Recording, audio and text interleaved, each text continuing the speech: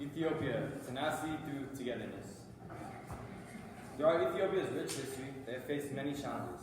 However, the citizens have always been able to supersede such challenges. Some of these disputes include violent wars, for example, the Tigray War between the Ethiopian military and the Tigray tribe, where many on each side of the war lost their lives.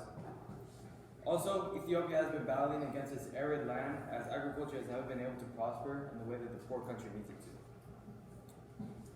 The United States Agency for International Development, the USAID, a U.S. government-owned website, says Ethiopia's economy, dependent on agriculture, which accounts for 40% of the GDP, 80% of exports, and an estimated 75% of the country's workforce. However, just 5% of the land is irrigated, and crop yields from small farms are far below regional averages.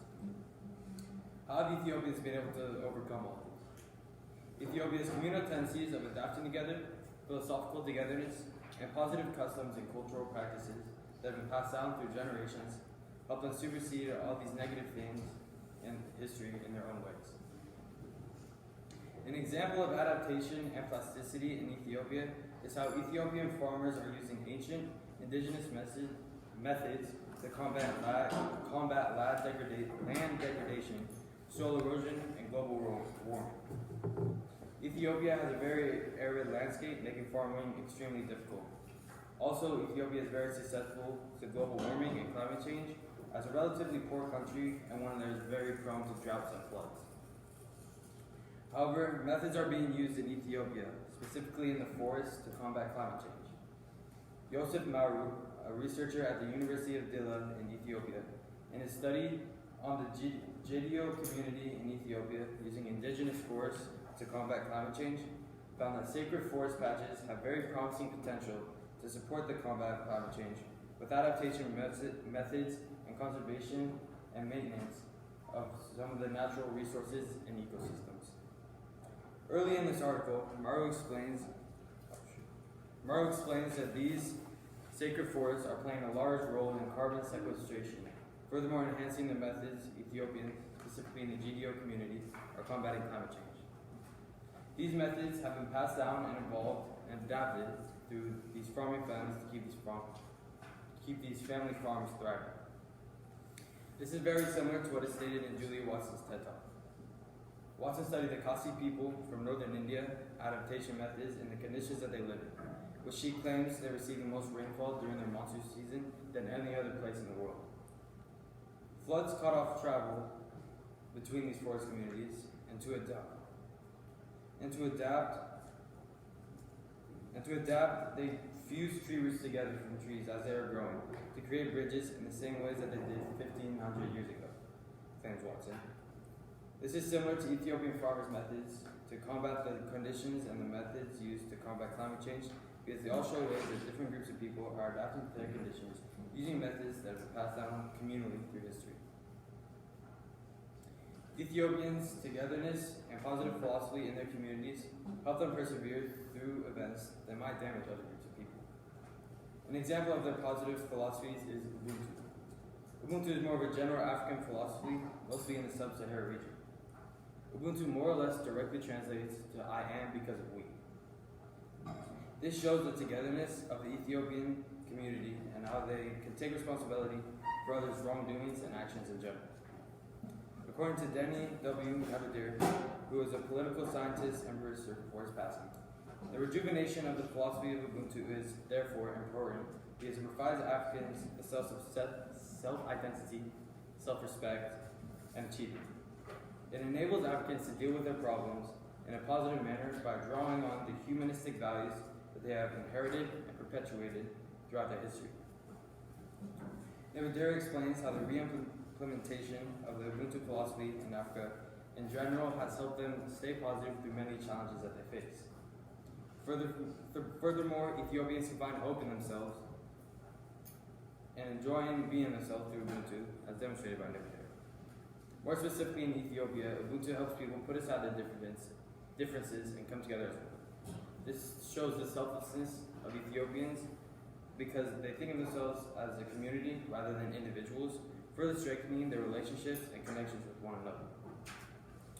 Likewise to what was previously stated, Nelson Mandela, in his autobiography, says, "But the authorities' greatest mistake was keeping us together, for together our determination was reinforced. We support each other and gain strength from each other."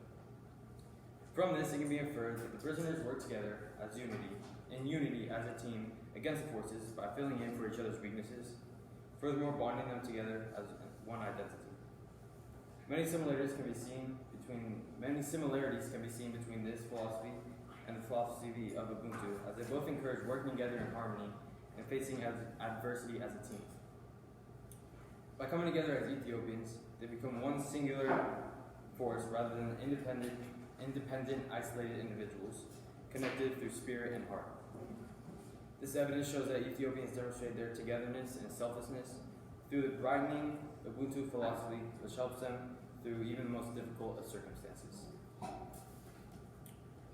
The parts of Ethiopian culture, like food and tribal dancing, help them continue as a community to battle and adapt to negative and unfortunate conditions.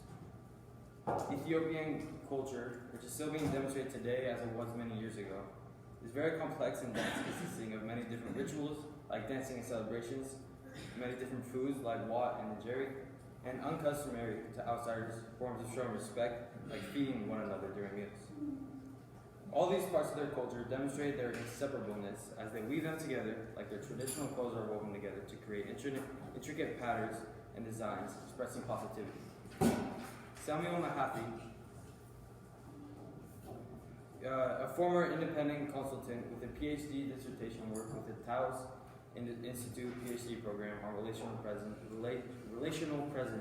the spatiality of breakthrough through decision making through a relational construct lens, explains the practice of Gersha, a part of Ethiopian culture. The practice of Gersha, in defined Western conventions around sharing a meal, speaks to different ways of engaging with food we eat, engaging with each other around shared meals. It is instructive of a different way of being in a relationship. It enhances the notion of relational presence as a way of bringing the sacred into ordinary life, and ceremony as a rich exemplifier of relational being.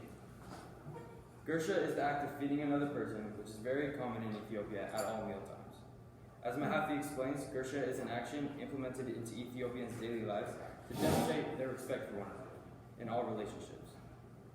Furthermore, Gersha eliminates stature in communities, as all are one nation that can accept food from another person's hands. Ethiopians have implemented this ideology of themselves, as they never think of themselves as better than another person, or at least not good enough to not accept food. In conclusion, Ethiopia faced a lot of adversity in many different ways. These negatively impacted things include violent battles like the Ethiopian-Italo War, where an impoverished Ethiopia was invaded by fascist Italy, and arid land that makes agriculture, which is imperative to the Ethiopia economy and overall life, extremely difficult.